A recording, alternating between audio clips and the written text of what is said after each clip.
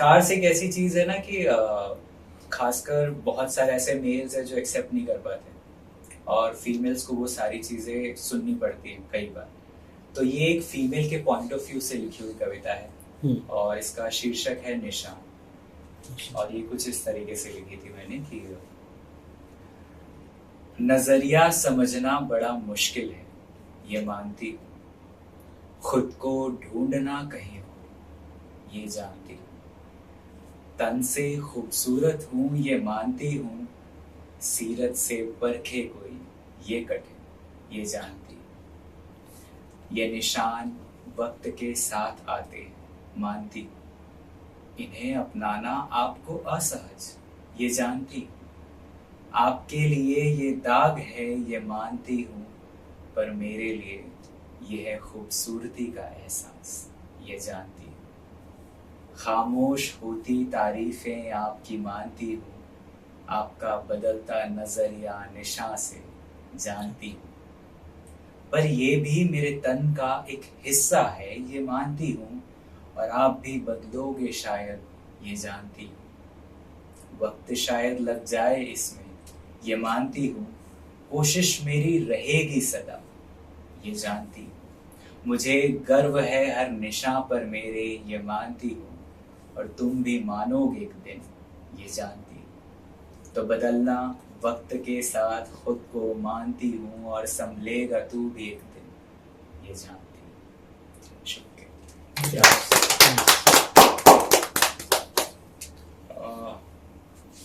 और एक था जैसे ट्रांस कम्युनिटी की बात करते हैं, ठीक है, थोड़ा आवाज थोड़ा और लाइव के लिए। ओके, तो जैसे हम ट्रांस कम्युनिटी की बात करते हैं, यस, ठीक है, तो जो बच्चा बचपन से धीरे धीरे उसको समझ आ रही है कि नहीं कुछ तो चेंजेस आ रहे हैं, तो बचपन से लेके अभी तक जब तक वो जवान हो रहा है उसको क्या क्या चीजें जो है वो झेलनी पड़ती है, ये उसके बारे में है। और ये बेसिकली मैंने एक इंटरव्यू देखा था, एक है आई डोंट नो आप जानते हैं कि नहीं, एला डी वर्मा करके एक है जो मॉडल है, एंड उनका मैंने इंटरव्यू सुना था। उसके बाद मुझे लगा कि नहीं इसके ऊपर लिखना चाहिए, ये लोगों तक पहुंचना चाहिए, ये बहुत जरूरी टॉपिक है। तो इसका जो शीर्षक है बिखरे हुए लाजवाब से, ये उन्हीं की इंटरव्यू का एक लाइन है जो मैंने इसका टाइटल डाला है। उन्होंने लास्ट में कहा था कि हम बिखरे हुए से हैं पर लाजवाब से लगते हैं। तो ये इस तरीके से है। तो ये बचपन से शुरू होती है कहानी की एहसास वो अलग सा था जब मैं 14 बरस का था।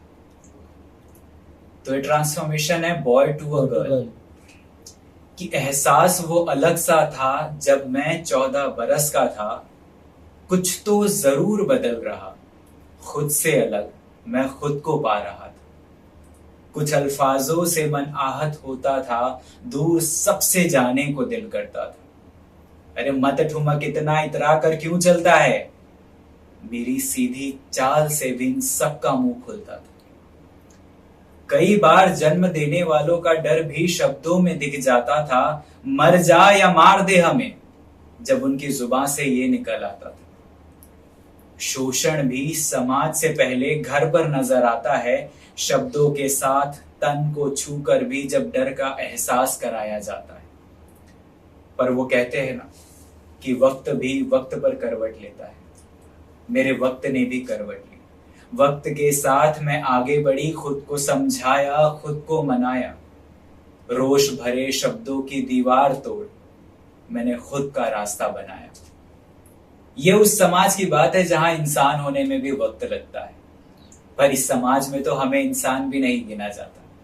वक्त वक्त पर नए नए नामों से पुकारा जाता है, अपनों से ज्यादा यहाँ पर पराया किया जाता है। गम नहीं इस बात का पर डर लगा रहता है, हमसे ज्यादा जब अपनों को सहना और सुनना पड़ता है।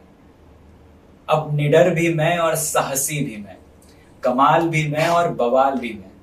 और क्या है ना कि थोड़े इमोशनल है हम, इसलिए थोड़ी आंखें नम होती है और अश्क आंखों से गिरते हैं। भले हम बिखरे से हैं पर लाजवाब से लगते हैं, भले हम बिखरे से हैं पर लाजवाब से लगते हैं। क्यों? ये थी कुछ सीरियस कविताएं। अब एक रोमांटिक पे आ जाते हैं, नहीं, बहुत ज्यादा सीरियस हो जाएगा। एक कविता है, वो मैं नेक्स्ट राउंड में सुनाता हूँ। वो मेरी ऐसी कविता है कि मैं कहीं पे भी अगर पहली बार परफॉर्म कर रहा हूँ तो वो मैं जरूर सुनाता हूँ। ओके। अभी तक मैंने जितनी लिखी वो मेरी one of the most favourite poetry है। वो ऐसी है कि वो एक स्ट्रेंजर के ऊपर है। हमारी लाइफ में कभी ना कभी एक स्ट्रेंजर आता है, या तो वो लाइफ टाइम हमारे साथ रह जाएगा या लाइफ टाइम के लिए मेमोरी हमारे साथ छोड़ जाएगा। उसके बाद जब वो स्ट्रेंजर मिल जाता है तब हम चाहते हैं कि वो अपने दिल की बात हमें बता दे। तो अभी मैं वो वाली कविता पढ़ रहा हूँ कि वो चाहता है कि यार कुछ है दिल में तो बता दे, है ऐसे छुपा के नहीं रखना चाहिए। तो ये उसके ऊपर था कि, और इसका शीर्षक भी सेम है, कुछ है दिल में। ये कुछ इस तरीके से थी कि कुछ है दिल में तो बयां कर दे, कुछ है दिल में तो बयां कर दे, इस इंसान की छोटी सी ख्वाहिश पूरी कर दे। इंतजार जो बना हुआ है उसे हमेशा के लिए रफा दफा कर दे, कुछ है दिल में तो बयां कर दे। अब तेरे दिल की हालत तो पता नहीं कि क्या है, पर मेरा दिल पूछ रहा है कि तेरे दिल से जाने की जमानत क्या है। काश कि वो शाम न होती, तेरे दिल से मेरे दिल की मुलाकात न होती, और दो अजनबी जो मिल गए हैं इस तरह, उनकी आपस में शरारतें आम न होती। वो दिन कुछ ऐसा था जैसे मुझे मेरा चांद मिल गया, मेरे मकसद को मेरा ईमान मिल गया। अब खोने के लिए कुछ बचा ही नहीं, क्योंकि खुद मैं तुझ में ही खो गया। माहौल कुछ ऐसा था जैसे सूरज की पहली किरण थी, मेहंदी हाथों में लाल रंग थी, कि मोर भी बारिश में नाचा था और मेरी आंखों में सिर्फ तुम थी, कि बस तूने इंतजार करवाया है, अपने दिल का हाल अब तक मुझसे छुपाया है। पता नहीं क्यों तो इतना शर्माती है, अपनी प्यार भरी बातें मुझसे करने में कतराती है।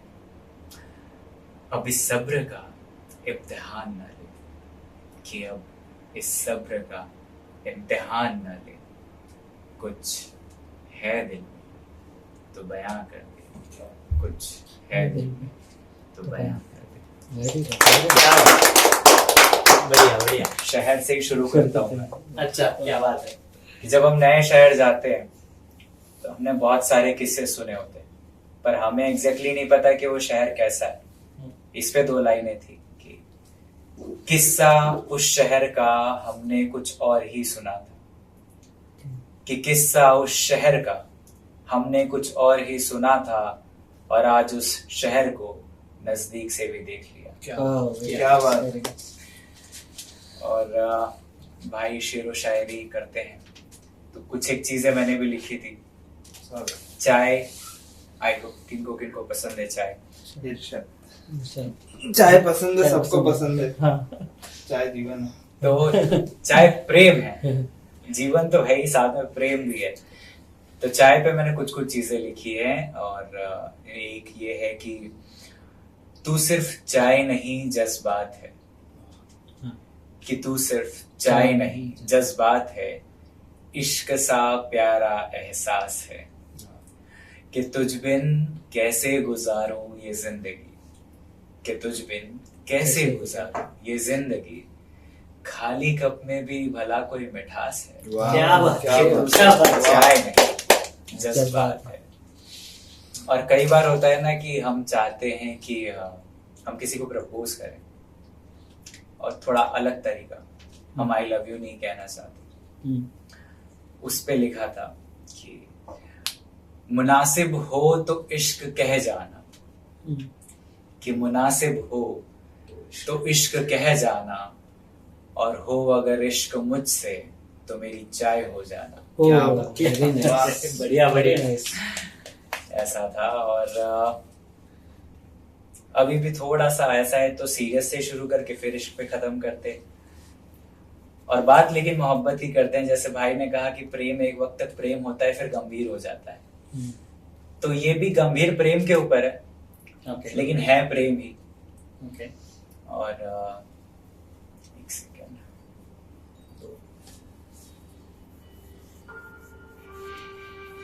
थोड़ा सा इस पे ये रखते हैं, आपको अच्छा लगेगा सुनने में। तो बेसिकली ये है वैश्या की मोहब्बत के ऊपर। मेरी एक सीरीज है जिसमें 5 कविताएं हैं और मैं उसको और अभी कंटिन्यू करूंगा। और उसमें वैश्या की लाइफ से जितने भी जिंदगी से जुड़े हुए किस्से हैं अलग अलग, वो सारे इन कविताओं में हैं। और ये एक किस्सा है जब वैश्या को अगर किसी से मोहब्बत हो जाती है तो उनकी लाइफ में क्या इफेक्ट पड़ता है, ये उसके ऊपर है। और इसका शीर्षक है वैश्या की मोहब्बत। हाँ हाँ, इश्क है तुमसे, मेरे ख्याल भी तुमसे, मन मंदिर में तस्वीर तुम्हारी, मेरी सांस भी तुमसे।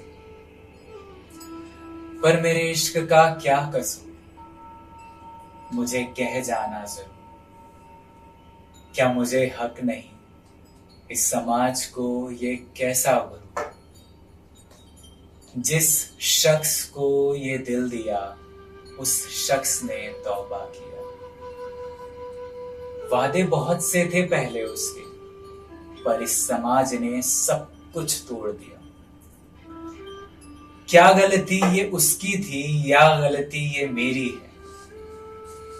क्या वैश्या हूं इसीलिए ऐसी कहानी मेरी है?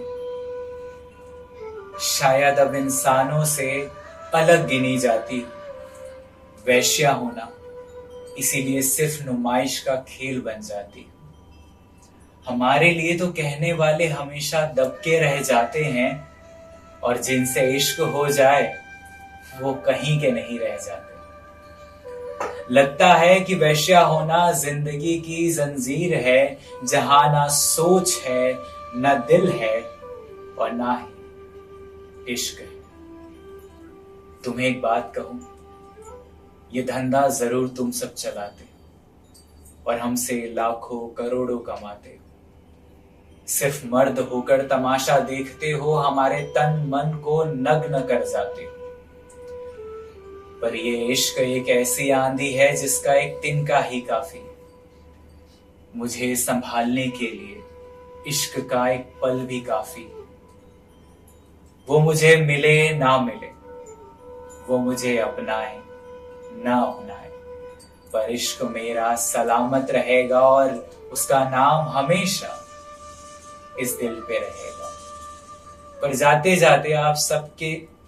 जाते एक सवाल जहन में है जो मैं आप सबके लिए छोड़ जाती, कि सरेआम मेरी मोहब्बत को यूं बदनाम करते हो, कि सरेआम मेरी मोहब्बत को यूं बदनाम करते हो। क्या तुम सब सिर्फ वैश्याओं को ही नग्न करते हो? शुक्रिया।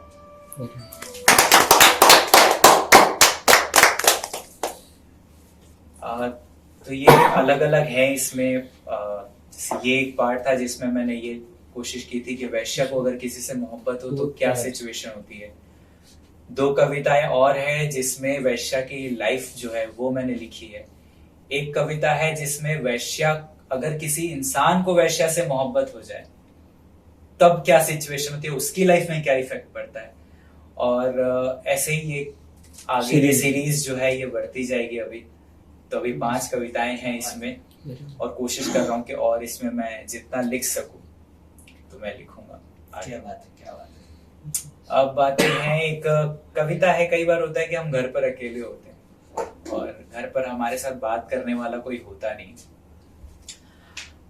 अक्सर खिड़कियां, बालकनी, आईना, हम ऐसी चीजें तलाशते हैं जो हमें जज ना करें और हम उनसे बातें करते हैं।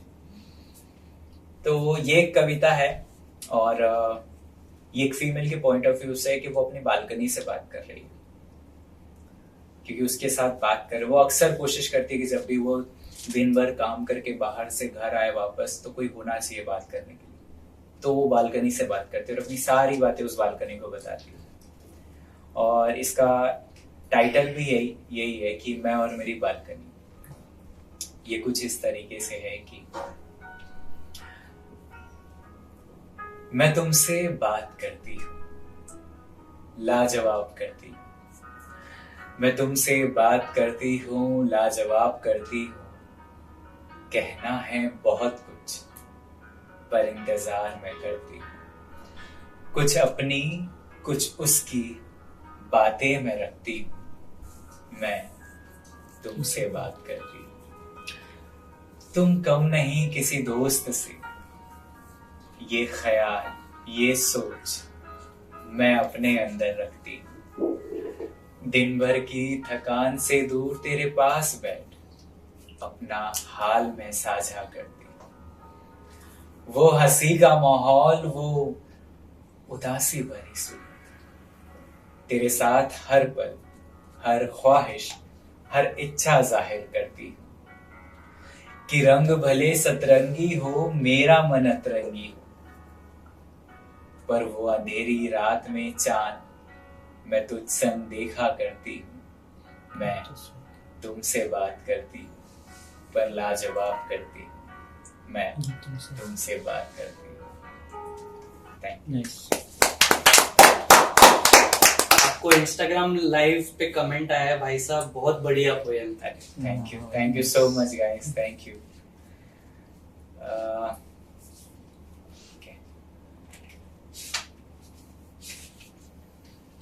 अभी 2 टॉपिक से मैं बस आप बताएं आप क्या सुनना चाहते हैं। एक जो मैंने कहा था, एक स्ट्रेंजर वाली, वो लास्ट में मैं सुनाऊंगा। उससे पहले एक कविता के 2 ऑप्शन है आप लोगों के पास। एक है जो मैंने लिखी है सेल्फ हार्म के ऊपर, और एक कविता है जो मैंने लिखी है दिव्यांगों के ऊपर। दोनों में से आप चॉइस करें कि आप क्या सुनना चाहते हैं। जो आपको मन। मेरे पास दोनों ऑप्शन, आप बताइए। ये 2 है इसलिए मैंने सोचे आप बताएं। एक कविता आप लोग चूज करें। एक जो है वो सेल्फ हार्म के ऊपर है कि सेल्फ हार्म के ऊपर कई बार होता है कि हाँ लोग कर लेते हैं, मजा आता है कई लोगों को। मजा तो क्या है कि ये जब करने जाता है इंसान तो उसको खुद ही नहीं पता होता कि वो क्या कर रहा है, तो वो बहुत ज्यादा बढ़ जाता है और वो किसी से शेयर नहीं कर पाता। तो ये उसके ऊपर है। और एक कविता है कि भगवान ने हमें बहुत सारी कमियों के साथ पहुंचाया है जमीन पर, लेकिन उसके साथ और भी बहुत सारी चीजें देता है। वो अगर कुछ दे रहा है कमियां, तो उसके साथ कुछ खूबियां भी देता है। तो दूसरी कविता उसके ऊपर है। वो वाली सुना, खुफिया वाली, सेकंड वाली जो आपने बोली। ओके, तो मैं बिलासपुर गया था छत्तीसगढ़ में। मैं एक्चुअली शोज के लिए बाहर जाते रहता हूँ, तो वहां पे मुझे एक ऑटो ड्राइवर मिले। तो यह अक्सर क्या होता है, ऑटो ड्राइवर आप बैठ जाओ ऑटो में, आपको एक लोकेशन से दूसरी लोकेशन पे पहुंचाना उनका काम होता है, बस और कुछ नहीं। थोड़ी बहुत हाय हेलो हो गई तो हो गई। बट उन्होंने क्या किया कि वो जब तक मेरा डेस्टिनेशन नहीं आया बिलासपुर में, जितनी चीजें रास्ते में आती जा रही थी, भैया यहाँ ये है, यहाँ ये है, मुझे बड़ा अच्छा लगा। उन्होंने पूरा ऐसा टूर गाइड की तरह मुझे पूरा बिलासपुर दिखा दिया कि हाँ ये चीजें हैं। लास्ट में मेरे को पता चला कि उनका जो पाम है वो कट चुका है, वो दिव्यांग है, और वो पिछले 20 या 25 सालों से वैसे ही ऑटो चला रहे हैं। तो मुझे बड़ा सुन के अचंभा हुआ कि इतना जिंदा दिल इंसान है, इतना सब होने के बाद भी कैसे। तब मैंने ये कविता लिखी थी उसी के बाद तुरंत, और इसका शीर्षक लिखा है कि अगर चांद भी बेदाग होता। तो ये कुछ इस तरह से लिखी थी कि अगर चांद भी बेदाग होता तो क्या उसकी खूबसूरती का कोई एहसास होता। कि अगर चांद भी बेदाग होता तो क्या उसकी खूबसूरती का कोई एहसास होता। एक दाग जिंदगी का कभी भी नीचे नहीं ले जाता, वो हमेशा एक पहचान बना जाता है। मैंने अक्सर इंसानों को देखा है, सबको खुद से कंपेयर करते देखा है। अरे ओ नादान इंसान, भगवान ने सबको अलग बनाया है। किसी को गोरा तो किसी को काला बनाया है। सबकी बनावट एक जैसी है, बस उन्हें अलग अलग खूबियों के साथ धरती तक पहुंचाया है। जब तक तुम्हारे अंदर अहम है, तुम कभी आगे नहीं बढ़ पाओगे, और हर बार यही पाओगे कि उस खूबसूरती के साथ भी तुम नीचे रह जाओगे। क्योंकि उंगलियों का आकार भी एक समान नहीं होता, और हर कमियों वाला बंदा परेशान नहीं होता। कई लोग इन कमियों को मजबूरी बना लेते हैं। इनके उलट कुछ लोग अपनी कमजोरी को ताकत बना आसमान तक पहुंच जाते हैं। ऊपर वाला कुछ सोच के ही इंसान बनाता है, धरती पर पहुंचने के बाद शायद कुछ कमियां भी पहुंचाता है, और वो कहता है कि तुझसे कुछ लिया है तो तुझे बहुत कुछ देकर जाऊंगा। इन कमियों के साथ भी तेरी अच्छी किस्मत लिख कर जाऊंगा। तो कमियों की कोई बात नहीं और हर इंसान बेदाग नहीं। कमियां हैं तो खूबियां भी होंगी, और जज्बा है तो रोशन दुनिया भी होगी। क्योंकि अगर चांद भी बेदाग होता तो क्या उसकी खूबसूरती का कोई एहसास होता। वेरी क्या बात है। बहुत बढ़िया, बहुत बढ़िया। Thank you so much. और जिस कविता की बात कर रहा था उस पे आते हैं। मेरी आखिरी कविता आप सबके लिए, एक अजनबी। तो ये मैंने लिखी थी, मेरी लाइफ की लिखी हुई ये दूसरी कविता है। ये 2018 में मैंने लिखी थी, और ये अब तक मैं भले कितनी भी और अच्छी कविताएं लिख लूं या कितनी भी बेस्ट कविताएं लिख लूं, लेकिन ये हमेशा मेरी पहले नंबर पे रहेगी। और ये मैं हर जगह पहली बार ये तो मैं सुनाता ही हूँ, कोई कविता और सुनाऊं या ना सुनाऊं। तो इसका शीर्षक है एक अजनबी, और ये कुछ इस तरह से थी कि एक अजनबी अपना सा लगने लगा है। वो प्यारा सा एक सपना सा लगने लगा है, दिल की धड़कन सा लगने लगा है। लगता है कि कुछ तो बात है जो वो मेरे साथ है। हाथ से हाथ मिलते ही कहीं और खो जाता, नैनों की गहराई में मैं डूब सा जाता। पास जब आते हैं वो मेरे किसी शायर की गजल सा हो जाता। एक एक पल जन्नत से लगते हैं, जिस तरह वो आकर मुझसे मिलते हैं। उनका आना एक ख्वाब सा लगता है, और उस ख्वाब में जीना एक मकसद सा लगता है। अक्सर हम अजनबियों से मिलते हैं, पर वो एक अजनबी अपना सा लगता है कि दिल में उठती प्यार की वो कशिश बड़ी प्यारी सी लगने लगती है। एक अनजान अजनबी की हर बात अपनी सी लगने लगती है। ये दिल संभलने की कोशिश में लगा है, कि ये दिल संभलने की कोशिश में लगा है, क्योंकि एक अजनबी अपना सा लगने लगा है। एक अजनबी अपना सा लगने लगा है। Thank you so much. क्या बात है। Thank you.